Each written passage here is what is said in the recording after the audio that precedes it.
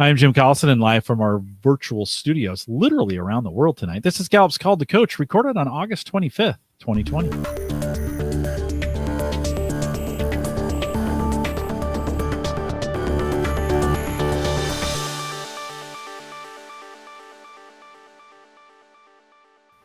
Call to Coach is a resource for those who want to help others discover and use their strengths. We have Gallup experts and independent strengths coaches share tactics, insights, and strategies to help coaches maximize the talent of individuals, teams, and organizations around the world. If you're listening live, love to have you join us in our chat room. And a few of you had already. Stuart, good to see you in there. There's a link right above me there. You can click on. It'll take you to the YouTube page. There's a chat room there. Just sign in with your Google account. Jump in the chat room. Ask your questions live. We'd love to have you there. If it's you're listening after the fact, the recorded version, or the podcast version, you have questions, you can always send us an email, coaching@gallup.com. Ann watches that account all the time. So make sure you send your emails into there as well. Don't forget, if you're on YouTube, subscribe down there as well to get a notification whenever we produce anything new. And if you haven't picked us up as a podcast, which is really the best way to listen, on any podcast app, you can just look for or search for Gallup Webcasts and find us there. Ann Lingenfelter is our host today. Ann works as a learning solutions consultant out of our Sydney office. And Ann, I thought I was supposed to be there right now. You know, you guys were doing that event. Yeah. It's just crushing my soul that I can't be with you guys right now. I got to London and I was coming out to see you guys, but maybe when it's all over, we'll get to see it. Welcome back to Call to Coach. Thanks, Jim. It's great to be here. I am feeling your pain. I literally had to cancel that diary entry out of my diary just in the last couple of weeks. And anyway, there will be a time when we'll finally get you out here in person, and we're all looking forward to it. We're so close, so close. Yes. Well, I'm excited. I'm excited for this one. Take some time and introduce our guest. Yeah, absolutely. And then, Chris, I'm sure you're going to want to get Jim over there to New Zealand if he comes to Australia, right? So, well, if you're going to fly that far, you might as well come to the land of the long. I could probably swim it. Absolutely. Well, Chris Miller is our guest today. He is based in Wellington, New Zealand. He is an experienced CliftonStrengths leadership and business coach with client relationships across Australia, New Zealand, and Southeast Asia.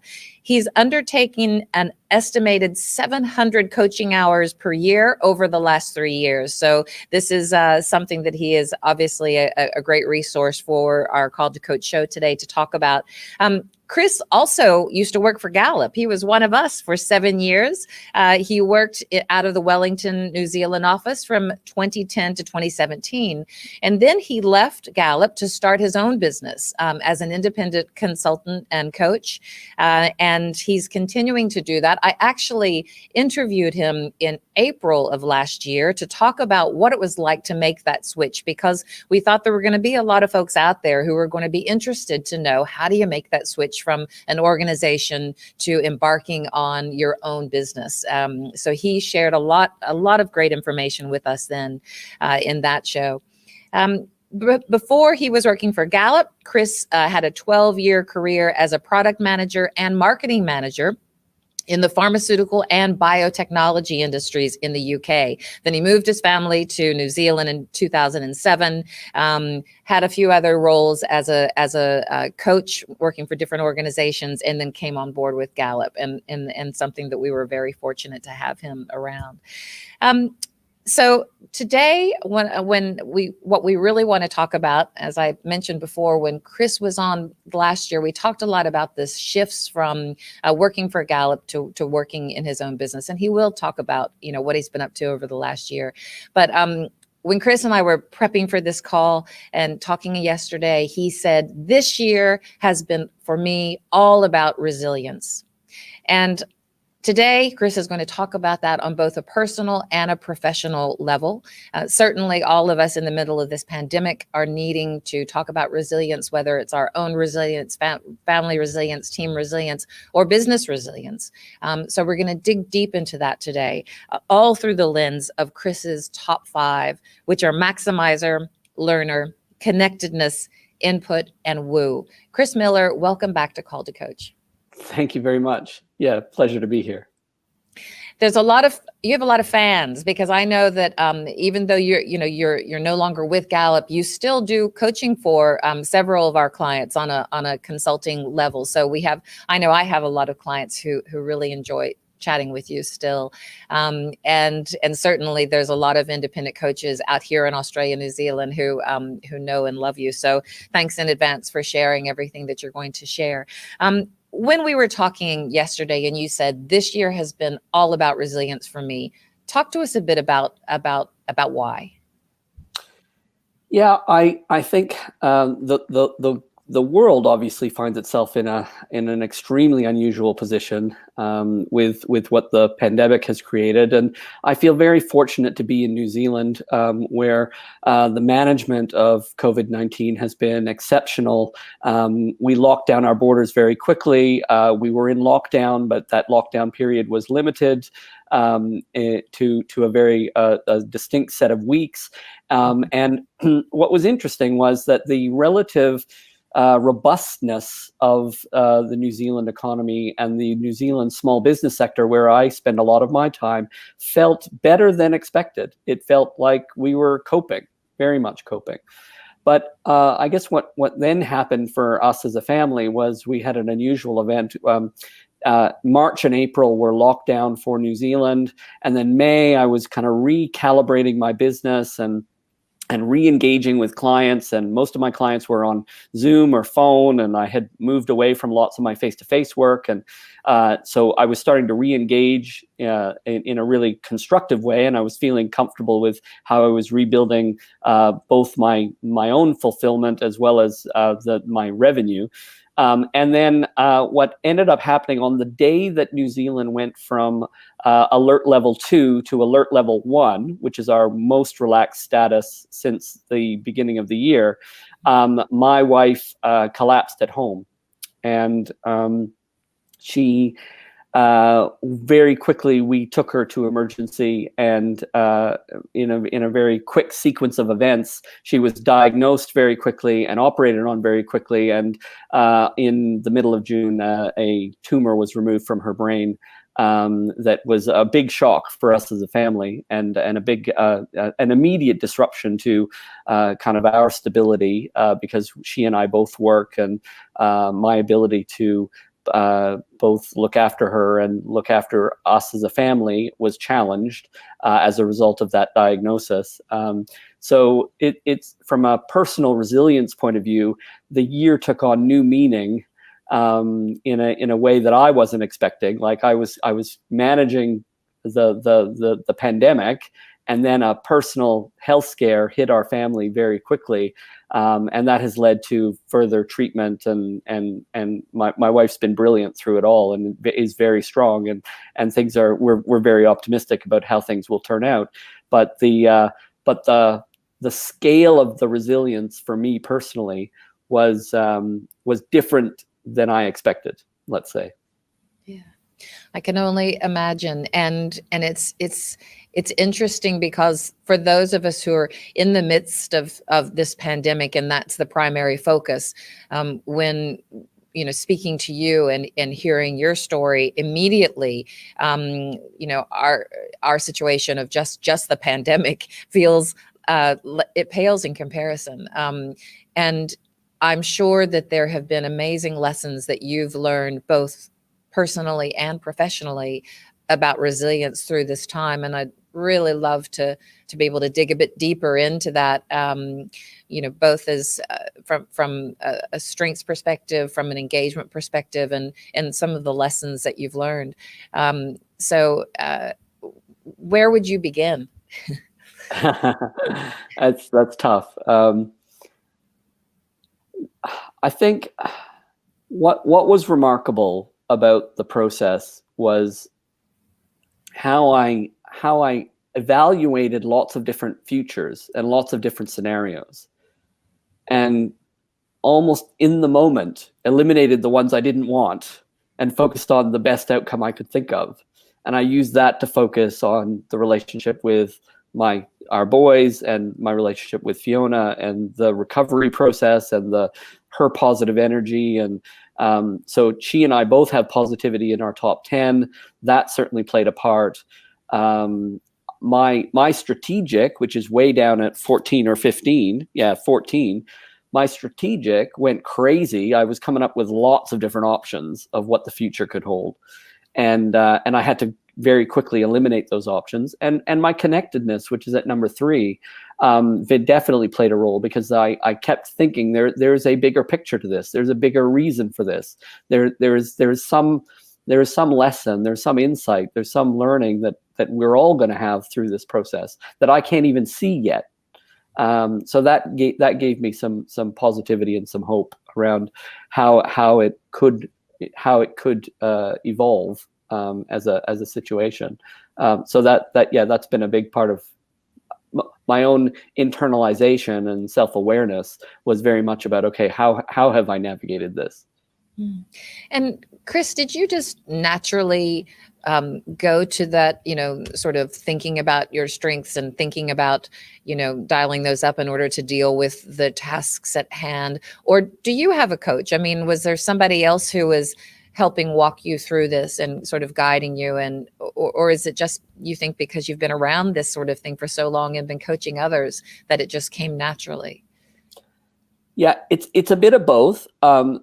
Because I live it and I teach it and I coach it, I have to live it really at a high level, right? So my awareness, my ability to go through an experience and then retrospectively assess which strengths did I use, how was that helpful? How can that be helpful in the future? That's a natural thing I've built up over the last 8 or 9 years of knowing my profile.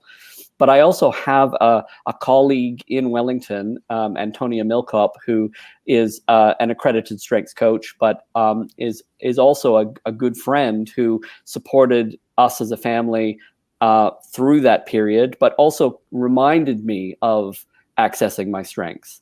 And that was enough. So she didn't need to coach me. She just needed to remind me to focus on the positive, focus on my strengths, and it would contribute to the recovery process. And it did. It did. It's at the beginning of COVID. I remember I did a show on strengths in times of a pandemic or something like that, the Call to Coach show. And I remember thinking before going into it that strengths wasn't enough to deal with something as terrible as a pandemic, that it was like a Band-Aid on a gaping wound. And then I started talking to people. We interviewed a whole lot of independent coaches in Australia, New Zealand.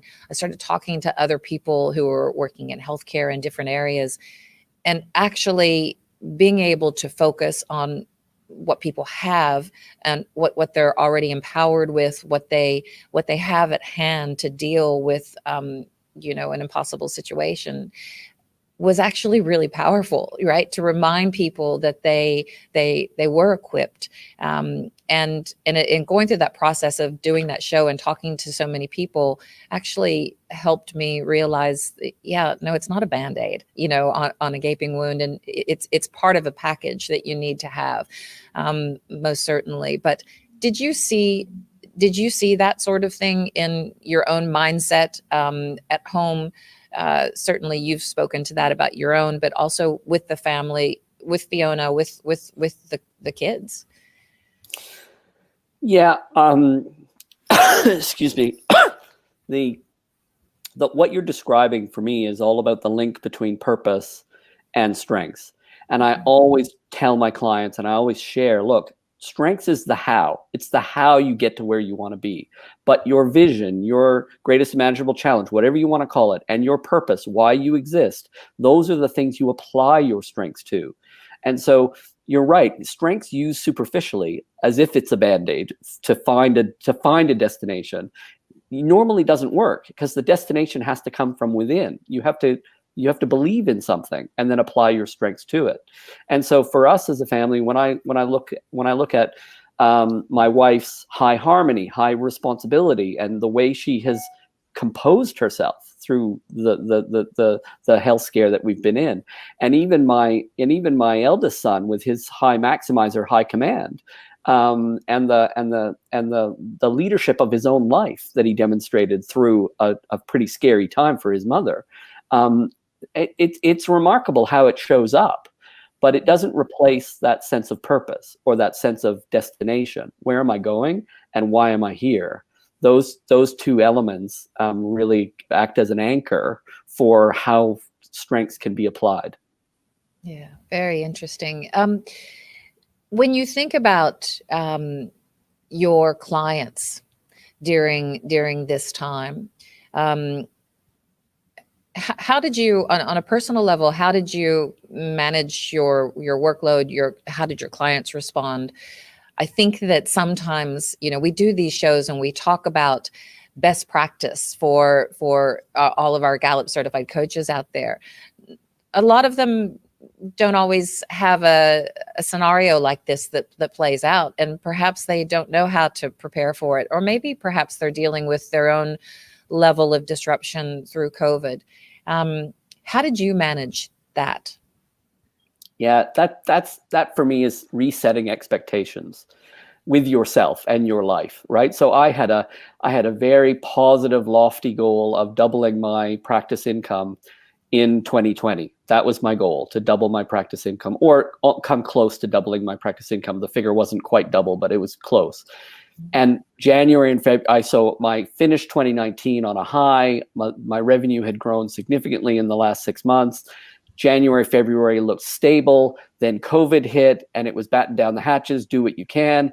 And then June hit and we had my wife's health scare. And I was like, I got to reset expectations. That I can't stick with the old number. All it's going to do is make me feel terrible about life. And it became more about how do I move as quickly from survival to thriving again, right? So I knew everyone pandemic-wide, from a pandemic perspective, everyone moved into survival mode when countries and communities and states and provinces, when they all got locked down. You have to go into, okay, how do I maintain? How do I manage my expectations of the situation? But when you have a personal health crisis on top of that, everything pales in comparison, right? Family is my number one value. Well, if family is my number one value, it didn't matter that I earned nothing in the month of July. It didn't matter, because it was critical for me to be with my family. Mm-hmm. And that resetting of expectations and actually letting go of doubling my income and knowing that I can get there eventually, like at some point I will be back in a thriving state that will move me towards that direction again, which is happening already, right? Even in late August with my wife's surgery back in mid-June. By late August, I'm still looking at a much healthier financial picture than I expected. Will I double my income again? No, not by Christmas, but I'm still going to be much stronger than I thought I was going to be. And how are you, are you advising and actually having those sorts of conversations with your clients? As they try to reset their expectations, because that's a really powerful statement, what you just said about sticking to your values and allowing those to still be your compass, right? So I think a lot of what our clients are saying and our prospects are saying in our conversations with them is, we're not sure, it seems that everything has to change because so much has changed, whether our people are now working from home, our strategies, our plans that we had, we thought we were going to be achieving, have needed to change. It really, though, is going back to those underlying foundational values, and needing to have some consistency, isn't it, around those? Yeah, I agree. And this is kind of my self-assurance talking, which again is down at 12-ish. So my self-assurance knows that I will come good again. I haven't blown my reputation because of a pandemic. I haven't blown my coaching ability because of a pandemic. My family health scare hasn't affected my ability to build my reputation as an author, as a speaker, as a trainer, as a facilitator, as a coach. I know I'm good at what I do. I just need to find the formula in the new world. What does the new world look like? How do I execute differently? Right? So for lots of organizations, big and small, keep asking yourselves, what are we best at? What are we so good that none of our competitors can match it, regardless of a pandemic? And execute that. Yeah, Fantastic. Chris, one of the things, and you know this better than most because you were with Gallup for 7 years, and had a lot of conversations, I'm sure, with clients around our Q12 employee engagement framework, which we also call the Human Needs at Work framework. And so certainly in our conversations with clients now, people are saying, of those 12 conditions, what are the most important things that we need to be focused on during these, times of disruption in order to be resilient, in order to make sure that we're achieving business resilience? And so, Gallup has done some research and has come up and with,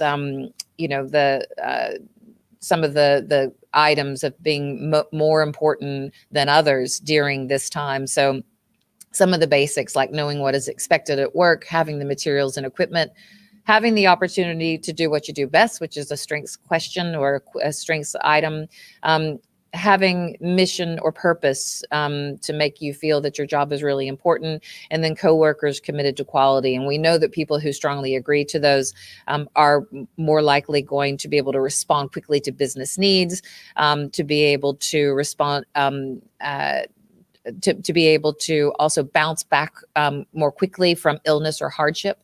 So that's the sort of, as you know, the sort of research that we do to understand what sort of things are happening. I love the conversations I've had with you, Chris, because you, knowing our engagement framework as you do, you've sort of taken it from these external conditions that need to exist in a workplace. You've taken it beyond that, haven't you? Really looking into fulfillment and how you can start with those external conditions, but fulfillment really comes from, it's really an internal driver, isn't it? Can you talk a bit about that? Yeah, sure.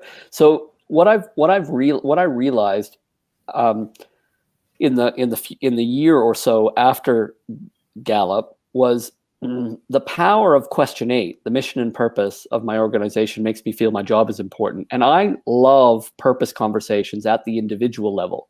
And for me, it's about connecting purpose of the individual to purpose of the team to purpose of the organization. But historically, most organizations, corporates especially, are really good at eliciting what should our purpose be? Why do we exist? But they forget to have the conversation with the individual contributor. Why do they exist? Why do they exist inside and outside of work, right? So what's my purpose as a dad? What's your purpose as a mom? And how does that influence the way we're connected to the organizations we choose to belong to, whether it be church or school or volunteering or whatever? So for me, fulfillment is about living your purpose every day.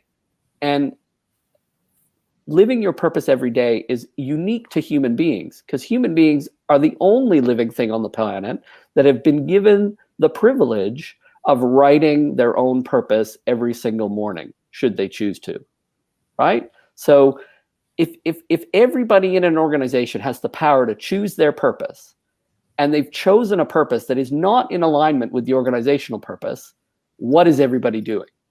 Why are they even there? But we're scared to have those purpose questions because it unlocks the potential of people, or it unlocks a dream that the organization can't fulfill. That's the danger.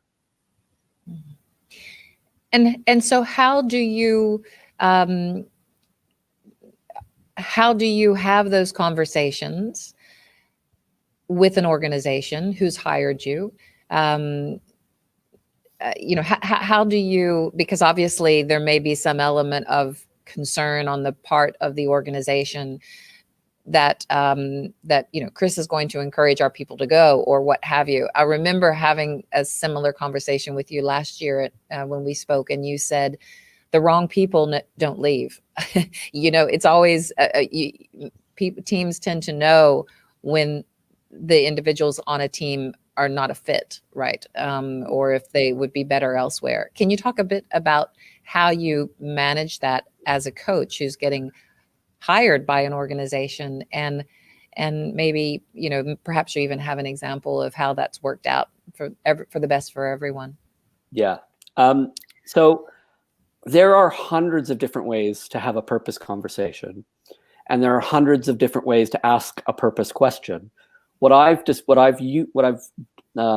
distilled, if you like, is I've been able to create what I consider the 6 strongest purpose-based questions, and have made those available on my website. So you can access those. It's called a purpose creator in the resources section of my website. And there's a purpose creator for business, and there's a purpose creator for individuals. So you start with the individuals. And some questions, when I give it to clients, they look at the 6 questions and only one of the 6 resonates for them, but always at least one of the 6 resonates. Right? So it can be about legacy. It can be about contribution. It can be about why you exist. It can be about just a straight out, what is your purpose? But it also leads to a conversation of what I describe as life roles.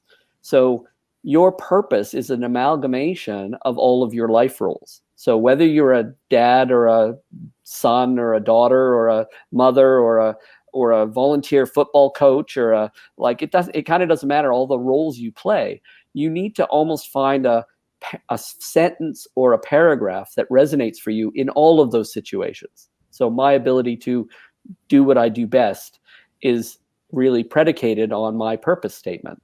And for me personally, I decided about 2 years ago that my purpose transformed into making dreams come true. And for me, my purpose is about making my dreams come true, and then those of my family, my clients, and my community. So that's how I interpret my purpose. Now, purpose is a very personal thing, and not everybody is comfortable even talking about purpose, let alone sharing it with people. But the power of it is to make it clear. Like if someone knows what you think your purpose is, then they can feed that. They can guide you in the direction of your purpose. But if you've never thought about it and you've never written it down, then randomly things happen to you that may not be aligned to your purpose. I wonder if this COVID time allows us more opportunity to explore that. It seems that because people, many of whom are now working from home, structures and the way things have been done have had to change. Whether or not, and certainly the concerns that workplaces have an increased concern, I believe, in the well-being of the individual staff, whether it's their mental health issues or impact of anxiety during COVID, juggling, trying to help students study from home, whatever the added challenges might be. Do you think, are you seeing that in your own work, in your own clients, that openness perhaps to explore purpose in a way that wasn't available before? Yeah, absolutely. I think now is the perfect time, regardless of whether you are part of a big organization or a small organization or just want to reflect on your life. Now is a great time to reestablish the foundations of purpose and values. So why am I here? And what do I care about most in life? If I can answer those questions now, they will serve me well for the next 20 years. And now is exactly the right time to be asking those questions because the world has thrown up a pandemic to help you think about it, right? Like that's the purpose of, potentially the purpose of the pandemic is to get everybody thinking about their purpose and choosing or framing why they are here and how they're going to live a different life coming out the other side. Yeah. So many people will say, these are my values, A, B, and C. But I really can't explore them or really live them to their fullest while I'm working because I'm too busy. Right. So I'll park those, put those on the back burner and explore those, on holiday or when I retire or what have you. Talk about that. How would you coach someone who had that perspective? So if you need to decide how congruent you want your life to be with your values. So if you have a set of values that only applies when you're on holiday or only applies once you've reached retirement, they're not your current values. They just aren't. So it's okay. It's okay to acknowledge that work is really important to you right now. Financial security is really important to you right now. That feeling valued at work is really important to you right now. Those are all true values. But for you to say, family is my number one value, but I work a 70-hour week, that's crazy. unless family comes with you to work, right? So you need to decide, you need to figure out how am I living my values that are congruent to what I believe my true values to be. Yeah, no, absolutely. Absolutely. As we talk about resilience, we're kind of bouncing back and forth, aren't we, from personal to professional, and to business. You know, right now in our world during this pandemic, companies are so focused on their exposure, their potential losses, their vulnerabilities. They're trying to build resilient strategies. As we look at that through the lens of coaching, how would you advise them? So are you talking about the leadership team that are responsible for the stability of the organization? Yes, absolutely. Folks who are really tasked with developing and keeping business resilience high within their organization, the ones who are creating the strategies to try and keep their boat afloat.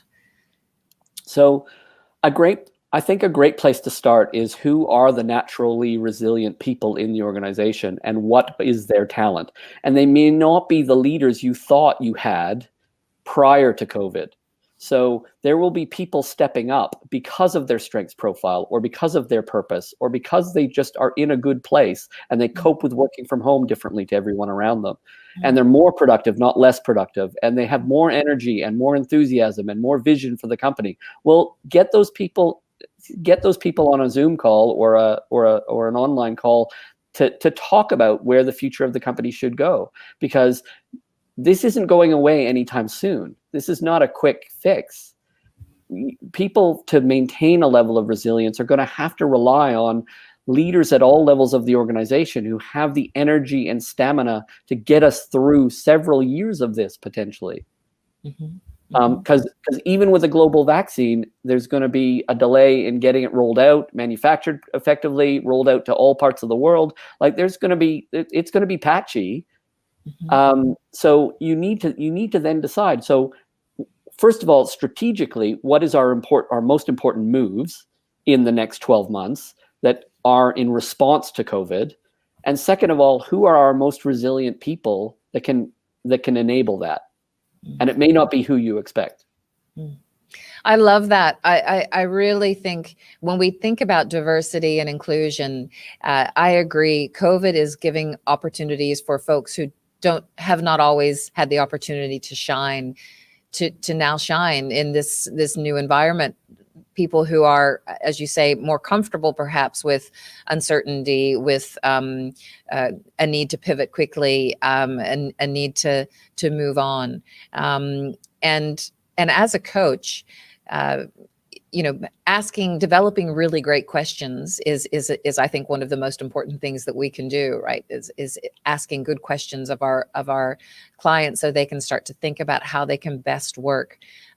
What are you seeing with your clients now that it's worth sharing with the folks on the call? What sorts of scenarios are you experiencing? Certainly your clients will be having some small businesses will be having some economic hits. How are you advising them? What sorts of questions are you posing to them? So one tool that I used consistently with most of my clients was the act of forecasting, deliberately forecasting an optimistic, pessimistic, and realistic scenario. Now, lots of people do that, but your ability to do that in the context of COVID allows you to develop some courage. Like, worst case, the sky has fallen, everything's gone wrong. And I've had clients come back to me saying, my worst case isn't that bad. It's maybe a 20% reduction on last year, but it's no worse than that. So if that's your worst case, what could you achieve in the next 12 months? What's your optimistic case? What's your realistic case? And at the same time, what I've asked many of my clients to consider is what will you do if the economic recovery of New Zealand, and some of my clients are elsewhere, but what will you do if the economic recovery is slow, medium, or fast? How will you take advantage of different opportunities in those three scenarios? So coupled with the pessimistic, realistic, optimistic forecast and the slow, medium, fast recovery, it gives people hope. They look at the numbers, they look at the prediction, and it's their prediction, not my prediction. It's their prediction. They got to go, this isn't so bad. At least I have some options. Great. Pursue those options. Can you talk a bit more about hope? The importance that you see in hope, both personally and professionally during difficult times? Yeah. For me, when I define resilience for myself personally, it's about finding hope during an extreme moment of your life, right? That's resilience. Your ability to actually find some courage, find some direction, find some I can keep going spirit, even when everything's hitting the fan. Hope comes from lots of different places, but it starts inside yourself. You have to believe in something yourself. And for me personally, I take lots of hope from within what I've achieved so far in life and the moves I've made geographically and career-wise. And so I take a lot of self-confidence and self-assurance from that. But then I look to the people around me and the way my wife has dealt with an extraordinary health scare with an amazing amount of grace and strength, and that gives me hope. I'm like that. Okay. I had lots of scenarios in my head. Lots of them are gone now because of her strength. And my kids, they give me hope all the time. So it's about painting a brightness of future that you can believe in. So it might take, who knows how many months or how many years for the pandemic to run its course. It's not going to stop humanity. Humanity's too big for that. We're going to come out the other side. You got to plan for coming out the other side and be ready to thrive when everything happens, or practice thriving now, even when things are challenging. How would you counsel your clients, your client managers, so the folks that are managing people out there, how would you counsel them to balance that transparency of, I'm feeling very vulnerable, I'm whatever, I'm under a lot of stress because of the COVID, with trying to instill hope in their people? You want to be genuine and authentic and own your own level of discomfort with this pandemic and the changes that have been forced upon us. But in the same token, you want to help them see a way through. How would you counsel managers in that situation in your businesses, your client businesses? Yeah, it starts with your own oxygen mask. Right? The planes, when we travel on planes, they say that for a reason. Start with your own. Don't put your kids' oxygen mask on first. Put yours on first, then theirs. So it's the same in an organization. The manager, the leader has to find hope themselves. They have to be authentic about that. What will make it look and feel better, right? Even something as simple, even something really superficial, like we're going to make tomorrow a little bit better than today. How do we go about that as a team, right? Ignore the noise, ignore the news. We're going to do something special to make it feel better tomorrow. Yeah. So I think it starts with something simple, a simple action that they can take. But it also, for a lot of people, depending on what their strengths profile is, so the people with high futuristic, high strategic, they're going to be like, no, I can see it's all going to be good in 4 years. Yeah, we don't have 4 years to wait, but they can present a brightness of future through the lens of their strengths. And even somebody with high adaptability can say, yeah, it feels a bit chaotic at the moment, but we can spin from one thing to the other and get everything done, and let's just get on with it, right? Different strength profiles have different levels of energy, and that energy contributes to team morale and the leadership morale quite differently. Yeah, 100%. I love that. I know that Jim has said that there's some folks in the chat room, Chris, who have some questions that they'd like answered. So over to you, Jim. Thanks, Ann. The first question is for me. Chris, you made a statement. We were talking about individuals in the organization who are showing being resilient. And you said, and they may not be who you expect. Like, I want to know what you mean by that statement. Like, what you said that with great anticipation. What do you mean by that?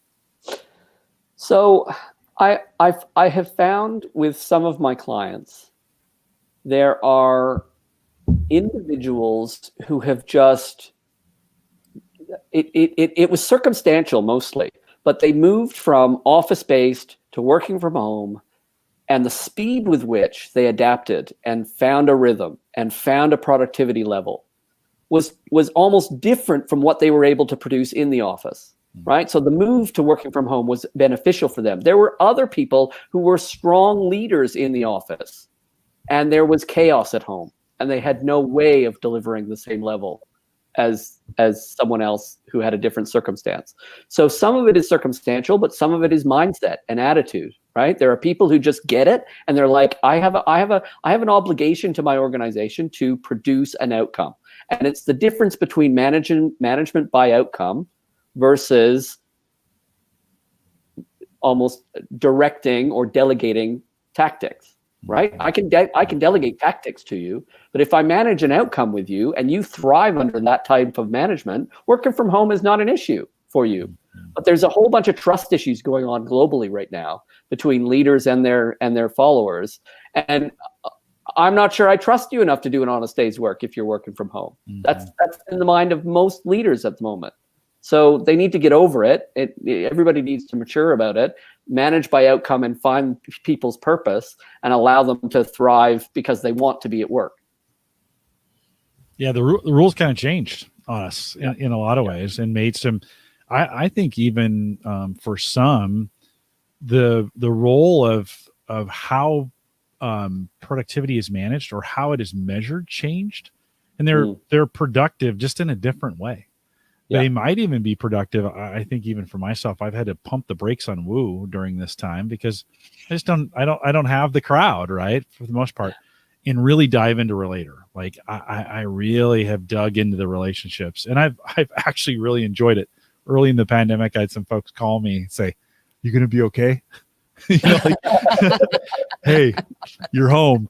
You're going to be okay." And it has been for me, it has been such a wonderful change over to realize I can now kind of lean into these themes and they're needed now. And it's a kind of a different kind of productivity, Chris, right? I mean, we're starting to realize it's going to be different for me than it was before. I can still be productive. I just have to measure that productivity in a different way. Anything else you want to add to that idea?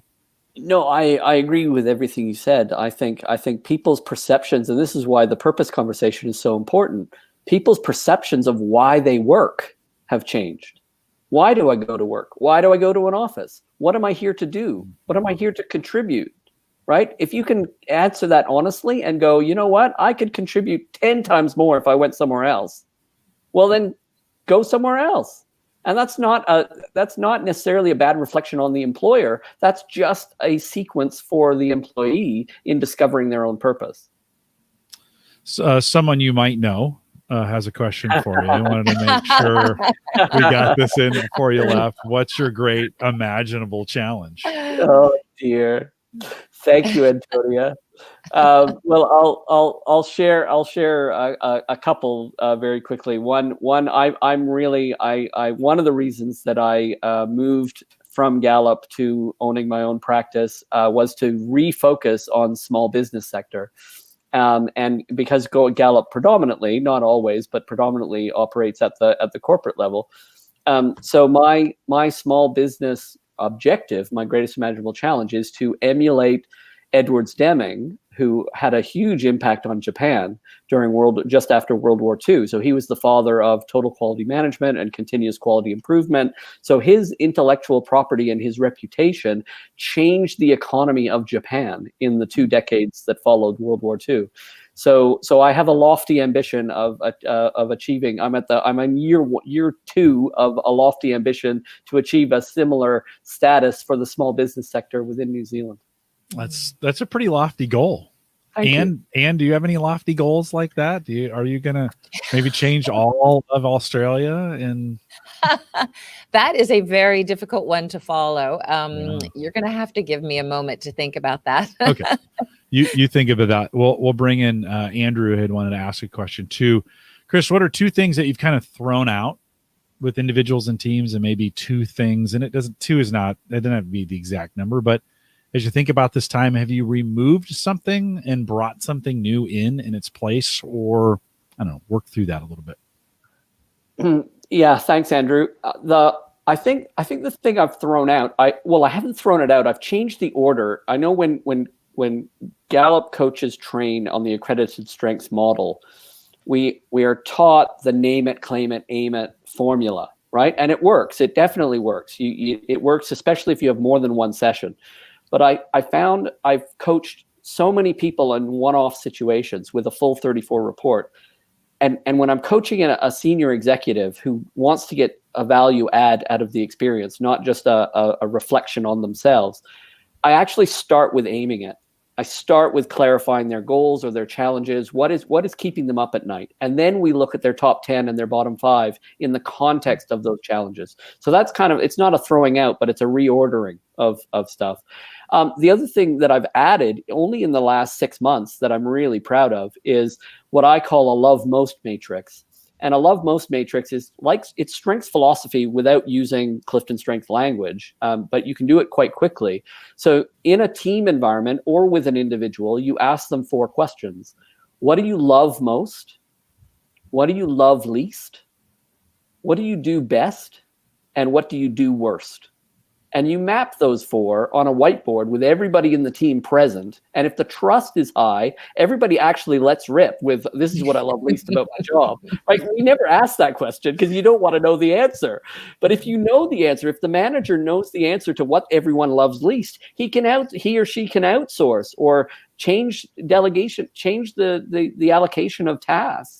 And it's incredibly illuminating for a leader to listen to their team, acknowledge especially what they love least and do worst, that are parts of their job. But people have to be brave enough to share that in a team environment, because if it's central to your role and you hate it, you're pretty vulnerable in that situation. So it has to be the right atmosphere. All right, Anne, what do you take away from this time? I've got one more question, but what do you take away, Anne? Oh my goodness. Well, I mean, my mantra has always been during COVID, never waste a good crisis. So I actually really have embraced the opportunity to see status quo break down, to have the opportunity to do things differently. So, and I actually have this sense of, the window's closing, right? It's a window of opportunity to jump in and try different things. And so I'm sure that once there's a vaccine and we, return to whatever the new normal is going to be, that there will be elements of it that we will miss and wish that we had back. So I keep trying to think about, what do I want to take advantage of during this time? And that's been a lot of my process. It's a good thought. My daughter had came home early in March and I spent 5 months with her. And Chris, you said you wanted to spend more time with the family. I didn't plan on that, but it happened and it was great. And now I'm kind of, when she was getting ready to leave, I thought I'm never going to get this time again. Like it's just, and you said the door is closing. And so I do think there are these opportunities that you may not get another shot at this. And so take advantage of it, when it comes up. Chris Nathaniel asks, can you talk a little bit about how you integrate thought leadership with strengths? Nice. Thanks, Nathaniel. So thought leadership is a program that's kind of been born in Australia. And the Thought Leaders Practice is a great book as a starting point for anyone who wants to know more. I have probably in the last 6 months, it was just at the beginning of lockdown, I did an evaluation of the key actions in thought leaders that I needed to take to get myself to the next level. So there's a belt system, white, yellow, and so on. So I was looking at my key actions and I put them through the lens of my top 15 strengths. And I've published that. That's in a blog on my website. So the integration of strengths and thought leaders is really easy. It's really easy if you're familiar with both. You just need to ask yourself, what are my actions for this belt level? And how do my talents, how do my strengths apply to that level of belt? Interesting. And where can we find out more about thought leadership? So the Thought Leaders Business School, if you did a search on Thought Leaders Business School, you can find lots of information about their curriculum. So that's a good place to start. But I would also say that this book is the place to start, right? Like, just if you read that book and it resonates, if that book resonates for you, then you're meant to be on that journey. If the book doesn't resonate for you, you're not meant to be on that journey. It's like self-selecting. It's pretty quick. Yeah, fair. What advice would you give people, Chris, when you talk about sort of, suddenly the future is a bit more uncertain, even the present is a bit more uncertain. So, with people that you would coach and advise about sort of taking control of their own destiny and not waiting any longer, jump in with whatever it is, these crazy ideas perhaps you've had in the past about, something that you wanted to do, but that again would be for later on. How would you coach or advise those folks during this time? Yeah, speaking personally, the last 2 months or so has been one day at a time, emotionally one day at a time. And I have lived a mantra that came from The One Thing, which is another great book that I would highly recommend. And The One Thing book can be boiled down to one question, which is really, what is the one thing I can do today to improve or simplify my life? What is the one thing I can do today to improve or simplify my life? If you start with that question, it doesn't matter what tomorrow will bring. Just do your one thing today. I love that. And that in and of itself is a great, actionable, simple thing that we can all do that will inspire some hope, right? Because tomorrow you get to do it again. Right. And when you talk about, before the show, we were talking about hope, and obviously Gallup talks about hope and the importance of hope, stability, compassion, and trust. But it's interesting that coming from someone who is in the middle of a pandemic, whose life partner is in the middle of a health crisis, is able to strongly and soundly stand there and talk about hope, and it's really inspiring. So we certainly thank you for that message, because I think everybody needs a message of hope right now. And yes, sometimes it comes from the most unexpected places. No, my pleasure. Chris, I don't know about you. I'm kind of looking forward to 2021. Yes. Just getting past this. But yet, as you talk about what you've gone through, and I hear it in your voice, I see it in your face, you haven't run from this. Like, it's been hard, but you've jumped in feet first and lived every day, and worked through this. And I think there's great rewards in that, even though these are terrible times, and even in a personal situation, these are terrible times. There are moments you're not going to ever get again. And I think as you look back at the time you got to spend with your family, that time, you may not ever have that kind of time again. And it's pretty valuable. At least that's been the lesson I've taken away. It's been extremely valuable to me. Yeah. And you must feel the same. You must feel something similar. Yeah, absolutely. And I would say I have some extraordinary role models around me, and I'll give you one last example of that role modeling. I have a 16-year-old son who's in his high school year that is probably the most important exam-wise for university. And the day that we brought his mother home from hospital, he did an hour and a half of studying for an exam that week. Wow. So yeah. And how is she? She's How's good. she doing right now? Yeah, really good. She's good. Okay, good. Yeah. And every day is better than the last too, isn't it, That's Chris? right. Because you're making it so. Yes, that's Yeah. right. Good. Yeah. And any other thing you want to wrap with? Oh, look, I just any last words or any last question that I should have asked or something that I should have touched on that you don't want to end the show without saying, Chris? I think for me, it's all about just appreciating what we go through, right? We go through good and bad for a reason, and you got to draw insights and learnings from the bad situations and draw hope and a lot of joy from the good situations. And if we do that well, we'll get through it. But you got to do it consciously. You got to plan it. Yeah. Well, and you need people by you Yeah. too, right? Yeah. You need great friends. Some of them showed up tonight or today for you to be by. Yeah. And I'm sorry I cut you off. No, not at all. Just we really thank you, Chris, for being willing to share, being vulnerable and transparent and share with us on both a personal and a professional level.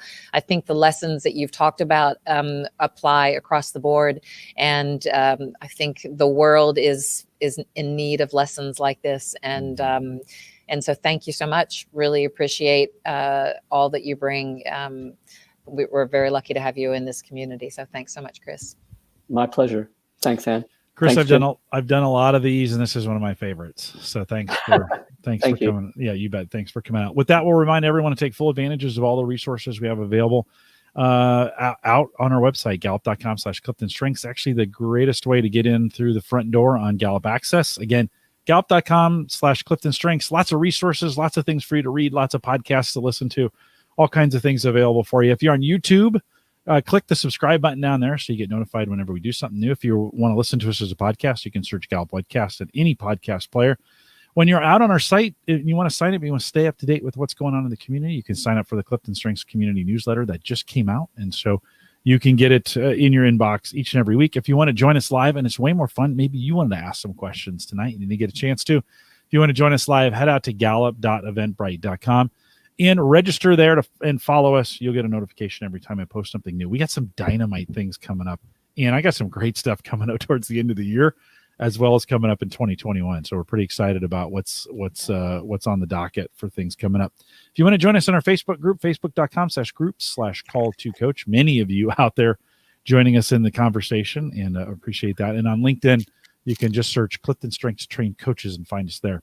If you found this helpful, and I think you did, share it. You can share this live page right now. If you're on the live page, you see the link above, or later on, if you're listening to this as a podcast. We just encourage you, just maybe one person, just send it to them and say, you kind of need to hear this, especially this conversation today. A lot of folks need to hear this. So make sure you share it. I want to thank you for joining us. If you're listening live, thanks for coming out. With that, we'll say goodbye, everybody.